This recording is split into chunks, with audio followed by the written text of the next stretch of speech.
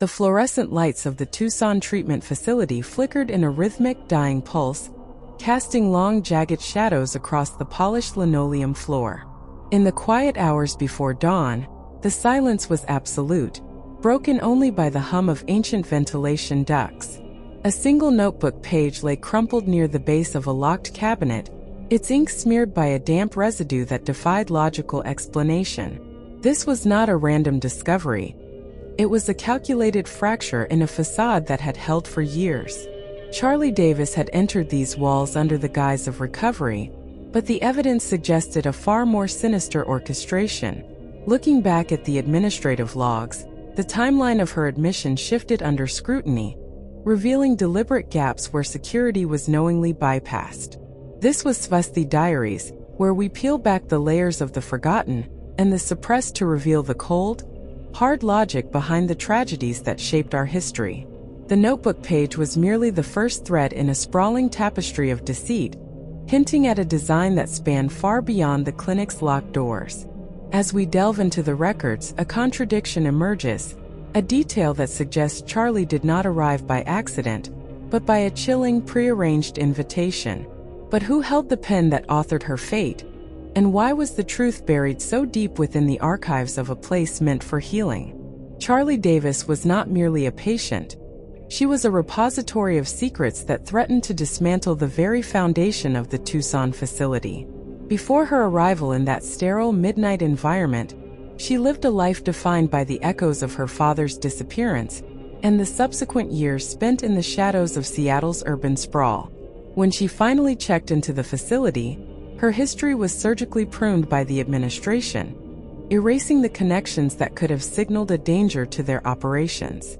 We now know that her intake was not a pursuit of recovery, but a tactical placement by those who feared what she carried.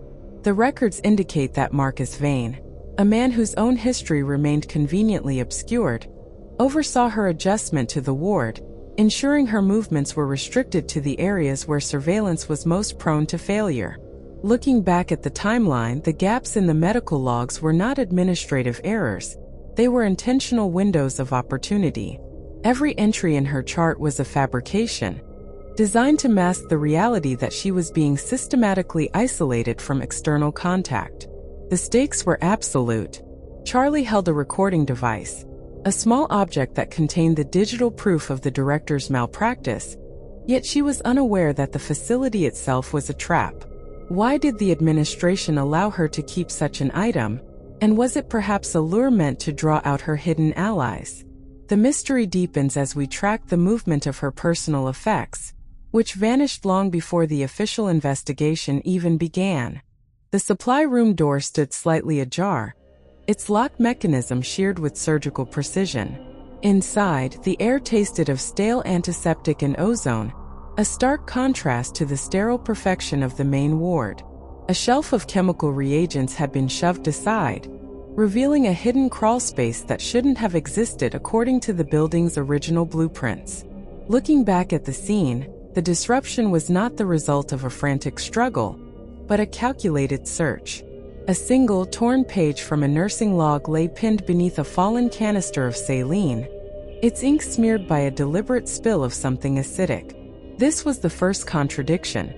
The facility logs claimed this room was under permanent electronic surveillance, yet the footage for the entire hour of the incident was replaced by a static, looping feed of an empty hallway.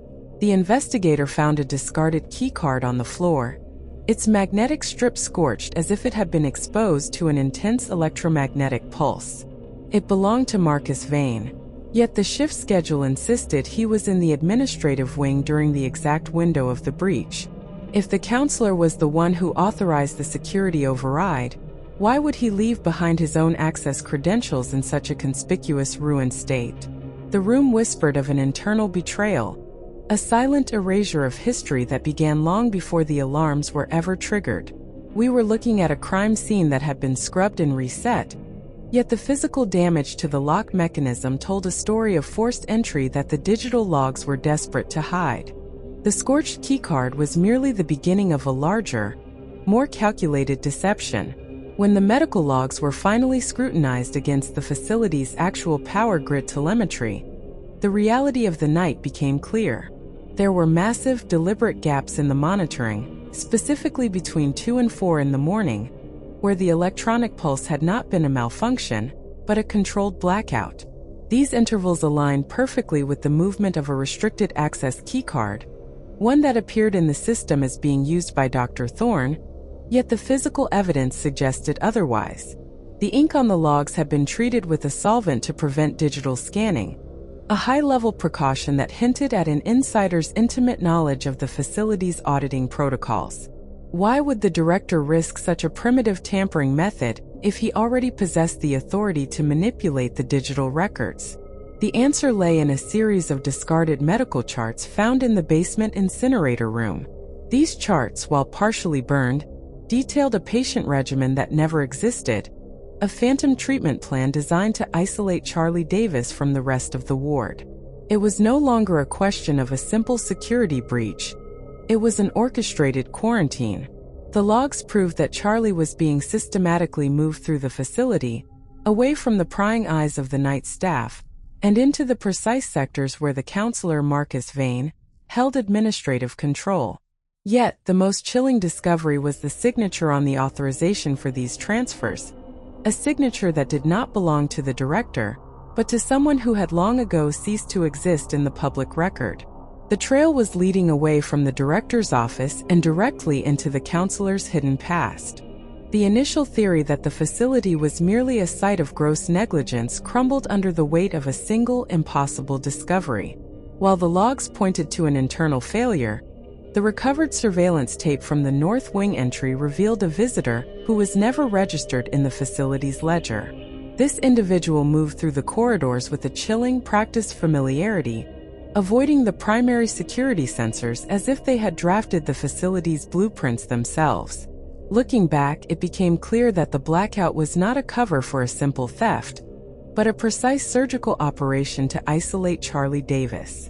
The tape showed this figure navigating the blind spots of the ward, spots that were not documented in any public access manual.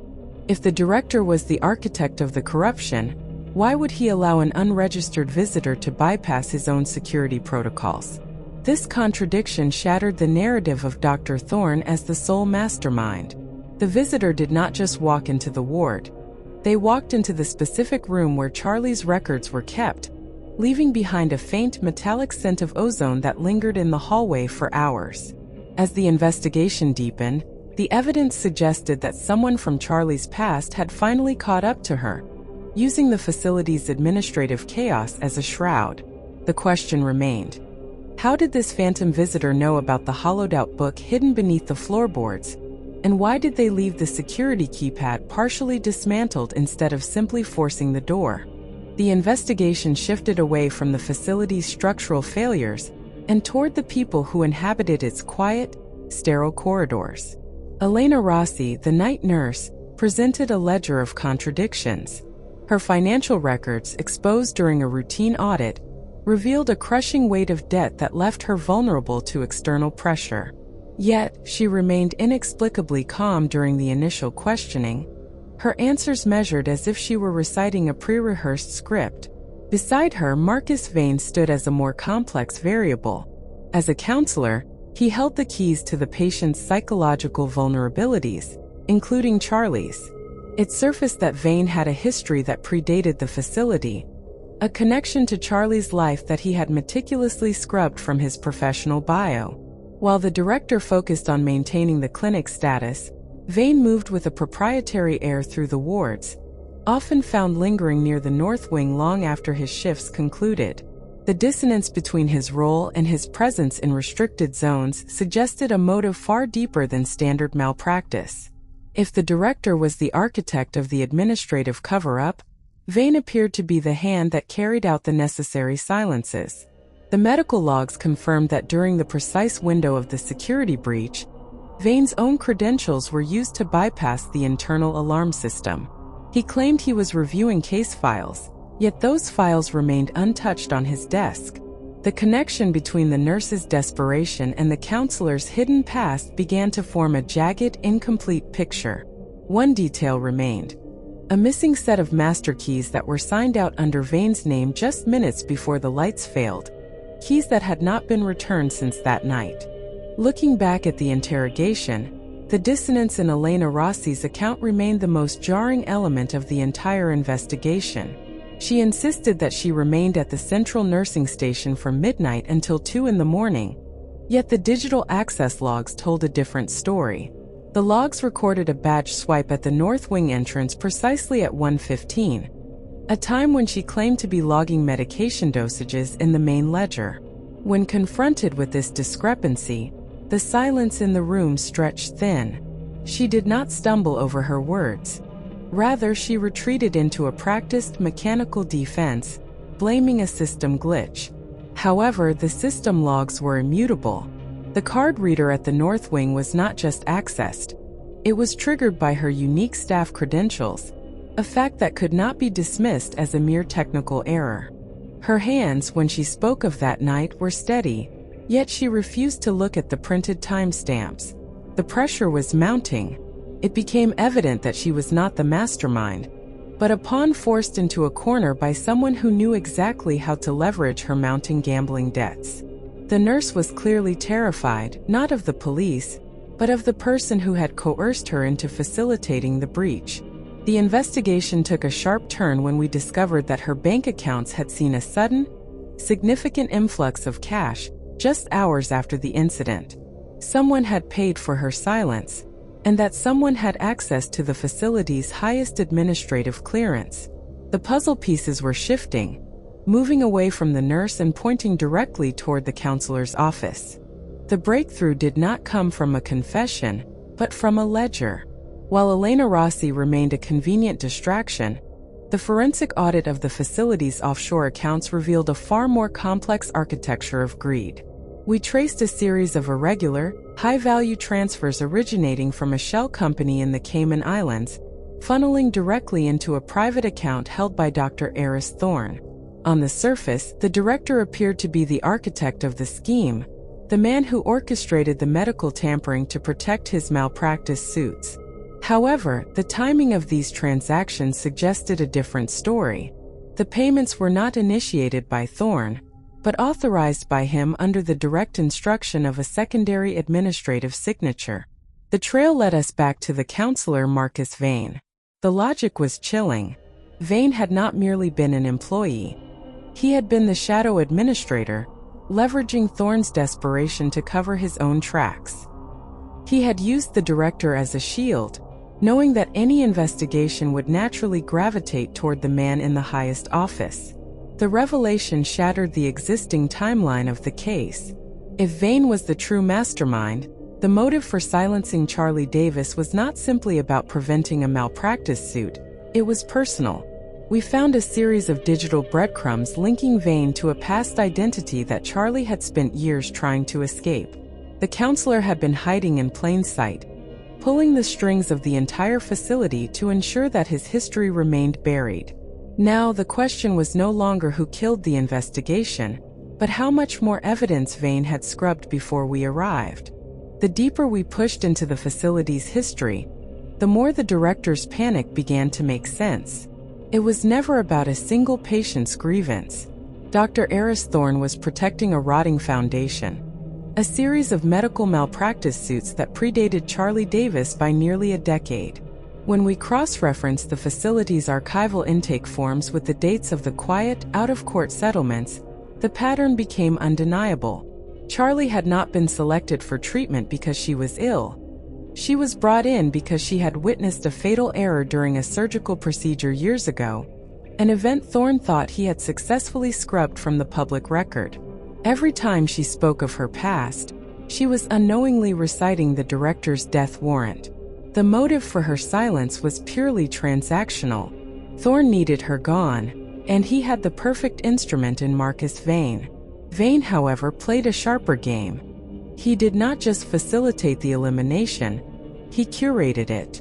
By feeding Thorne the lie that Charlie was a threat to the clinic's accreditation, Vane ensured that the director would sign off on any necessary measures. It was a masterclass in psychological manipulation. Thorne was the hand that held the scalpel, But Vane was the mind that guided the blade. As the logs revealed, the security gaps on the night of the incident were not simple technical failures.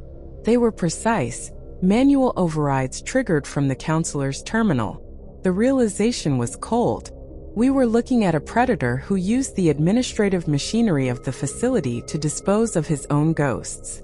What remained to be seen was whether Vane had left a digital signature behind, or if he had truly managed to wipe the terminal clean before the final shift ended. For a moment, the case seemed to collapse into a neat, tragic narrative. Dr. Eris Thorne attempted to slip out through the facility's rear service entrance just as the clock struck 3, clutching a briefcase stuffed with falsified medical logs and offshore transaction records. He looked every bit the cornered architect of a catastrophe. When security intercepted him, the director's panic appeared to be the final confession of a desperate man. His frantic attempts to justify the missing files only solidified the belief that he had orchestrated Charlie Davis's demise to protect his own skin. It was a clean, logical conclusion that satisfied the facilities board and the immediate investigators. However, the forensic reality shattered this illusion before the morning arrived. A secondary weapon, a heavy brass paperweight, was discovered tucked deep within the lining of a desk drawer in the director's private office. It was stained with a microscopic trace of synthetic lubricant, the exact type used exclusively on the high-security electronic locks in the patient wing. Dr. Thorne had never possessed the clearance or the technical knowledge to bypass those specific, encrypted mechanisms. The director was not the killer. He was a carefully constructed scapegoat left behind to take the fall. The true mastermind had planted the weapon. Knowing Thorne's own history of malpractice would make him the perfect target for suspicion. The realization shifted the entire investigation, revealing that the true predator was still moving through the shadows of the clinic, watching as the law closed in on the wrong man.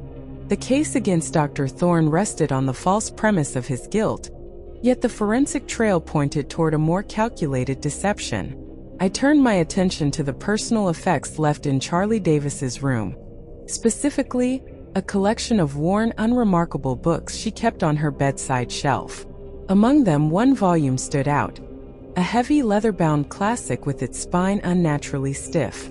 Upon closer inspection, the internal pages had been meticulously carved out, creating a hidden compartment that held a small, high-fidelity recording device. The weight of the book was entirely wrong, confirming it had been repurposed as a secure vault. When I played the audio file, the silence of the night was shattered by a conversation that had taken place mere hours before the incident. The voice was unmistakable. It belonged to Marcus Vane, the counselor. He was not merely a staff member. He was the primary architect of the facility's internal corruption. The recording captured a chilling exchange between Vane and an unidentified accomplice regarding the removal of the very evidence Charlie had been guarding. Vane spoke with a cold, detached authority, confirming that he had framed the director to ensure his own past remained buried. The revelation was absolute. Vane had used his position to manipulate the facility's security logs, creating the mechanical anomalies that initially misled the investigation.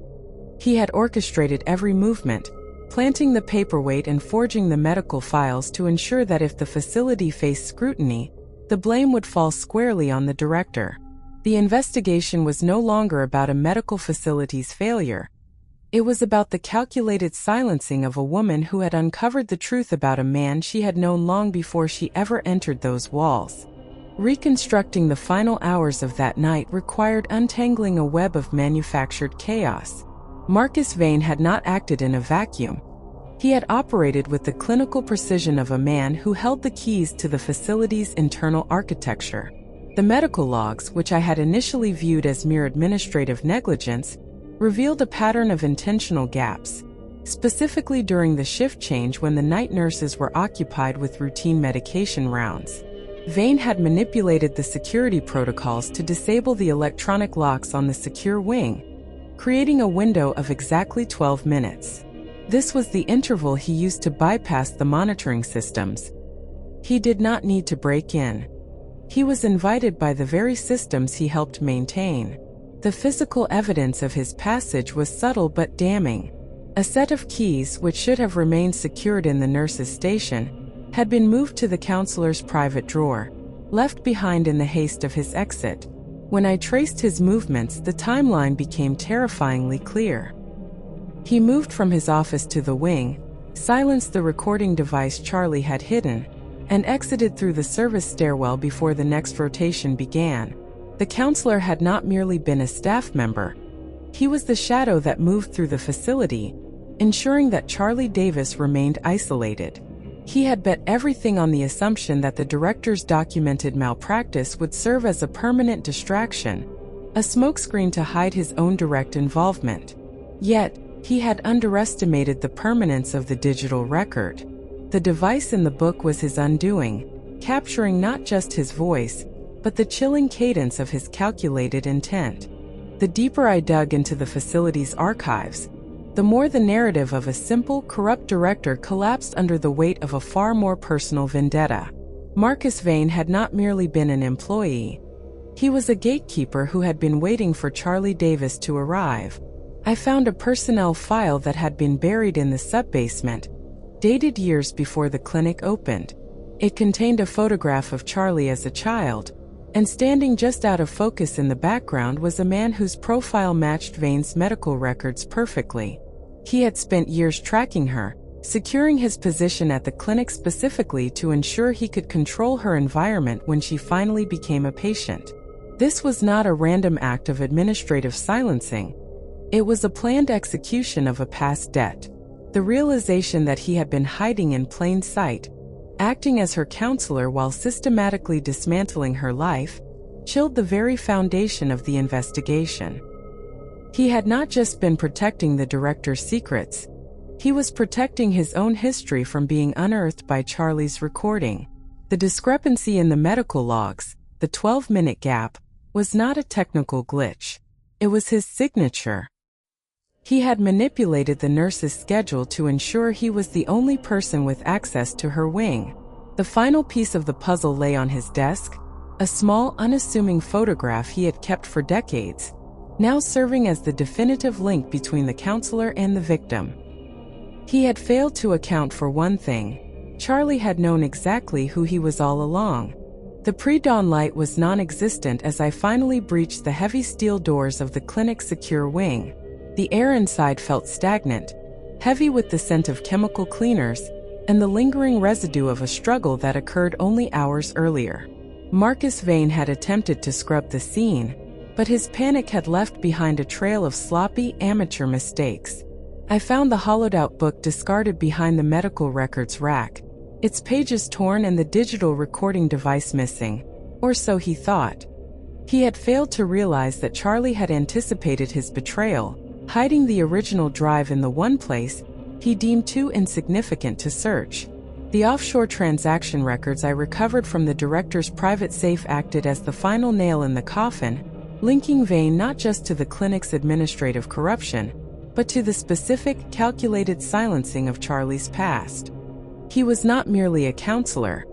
He was the architect of her isolation, a man terrified that his own history would be dragged into the light by the very person he was tasked to break.